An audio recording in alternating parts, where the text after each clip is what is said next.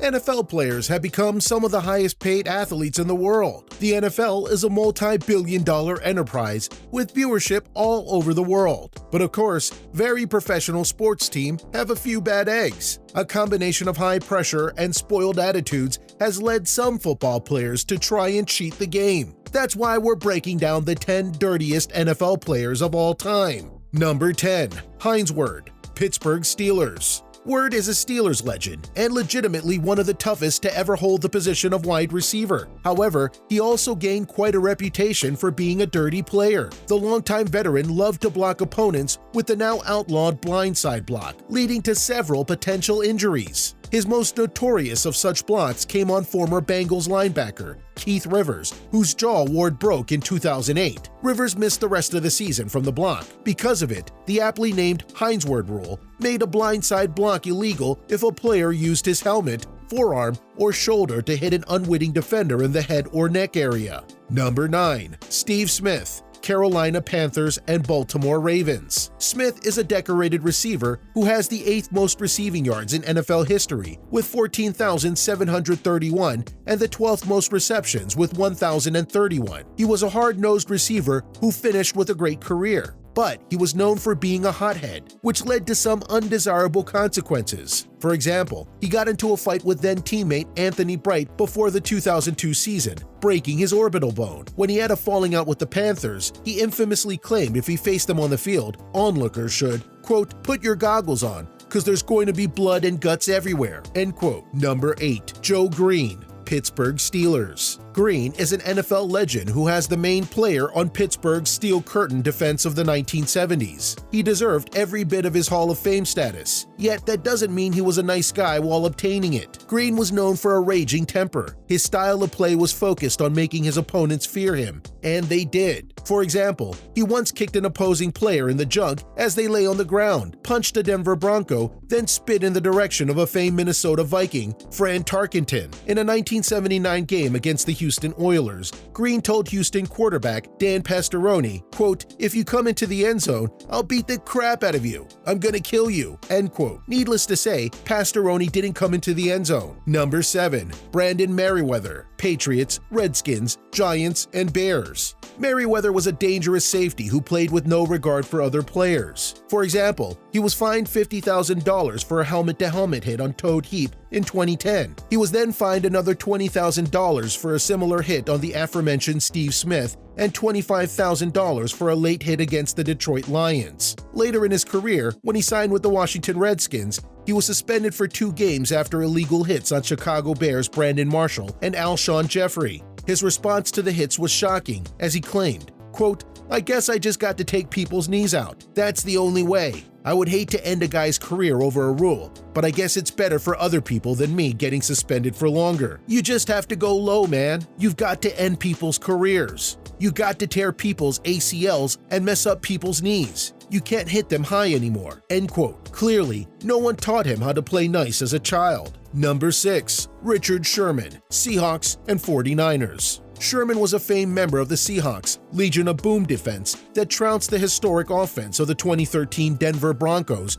43-8 in the Super Bowl. He was one of the best cornerbacks in the league during his prime, but he was also known for his brash, over-the-top style. He posted the infamous "You Mad Bro" photo on Twitter, taunting Tom Brady. He was also suspended for using Adderall during the 2012 season, which he later appealed. And of course, who could forget his legendary rant after the Seahawks beat the 49ers in the 2013 NFC title game? He stopped receiver Michael Crabtree, made a choke gesture at Colin Kaepernick, and uncorked this gem to interview Aaron Andrews by saying, quote, well, I'm the best corner in the game. When you try me with a sorry receiver like Crabtree, that's the result you're going to get. Don't you ever talk about me. Don't you open your mouth at the best, or you know I'm going to shut it for you real quick, end quote. Number 5. Jack Tatum, Oakland Raiders. A member of the notorious Oakland Raiders, Tatum was another head-hunting hitter on the list. He even earned the nickname, the Assassin, due to his propensity for lowering the boom with helmet-to-helmet hits. He was only 5'10" and 200 pounds, hardly big for the NFL,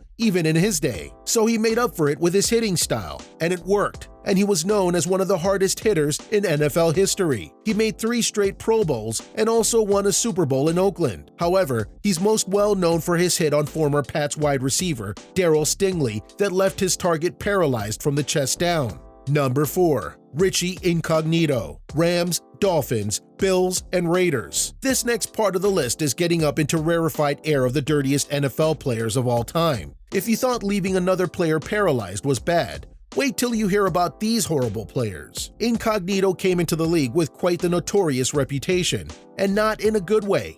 He upheld the rep by promptly becoming one of the dirtiest players in the league. For example, in 2008, he was fined $35,000 for 3 separate infractions against the Redskins: a personal foul for abusing an official, a chop block, and a major face mask. 3 in one game. He also has a history of earning 2 or more personal fouls in the span of single games. But the incident that took the proverbial cake was in 2014, taunting a former teammate, Jonathan Martin, who reportedly considered suicide because of Incognito's racially based taunting. He was suspended for the remainder of the season at the time.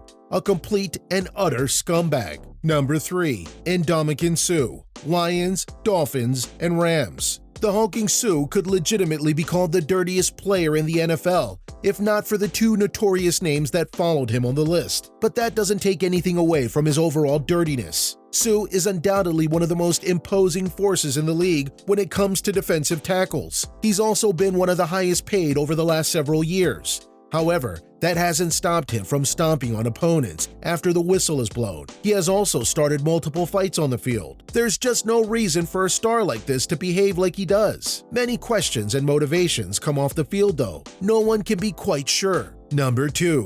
Vontaze Burfict. Bengals and Raiders. There's just no other name who could top the list of the dirtiest players in NFL history. Burfict is a picture of dirtiness. He was an elite talent in college at Arizona State University, but he wasn't even drafted because of his off-the-handle tendencies. He latched on with the Cincinnati Bengals and promptly became one of the worst jerks in the league. He has racked up an unheard of $4.2 million in fines and subsequently lost salary as a result of suspensions over the course of his career. But all of that pales in comparison to his disgusting 2016 hit on former Pittsburgh Steeler wide receiver Antonio Brown that cost the Bengals a playoff win. The illegal hit came on a 4th and long and was completely unnecessary, as it concussed Brown and got Burfict suspended. The Bengals have not won a playoff game for 28 years, and that was their best chance by far. Oddly enough, Brown and Burfict are now teammates in Oakland of all places. That doesn't change the fact that Burfict is among the dirtiest players in NFL history. Number 1.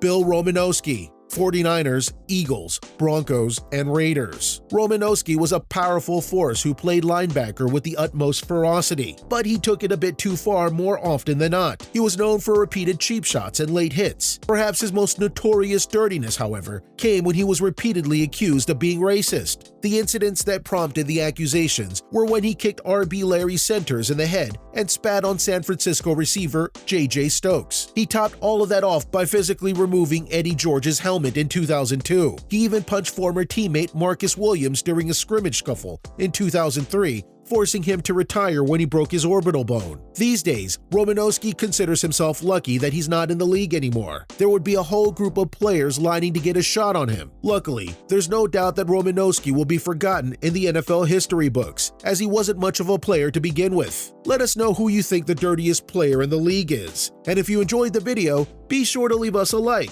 comment, subscribe, and hit the notification bell so you don't miss out on any new updates. This has been our breakdown of the 10 dirtiest NFL players of all time.